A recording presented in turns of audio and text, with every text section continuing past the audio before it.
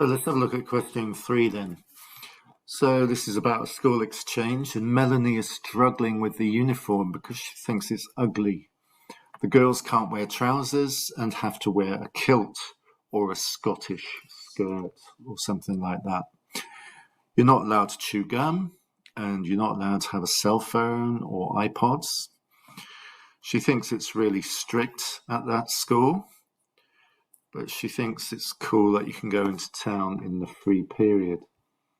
So if we have a look at the marking schedule, obviously we don't want to look at N1 to A3, A4, M5. You start to show more understanding. Okay, and then we're getting onto our excellences, and E8. Responses reveal thorough and complete understanding of all the text, including more complex parts.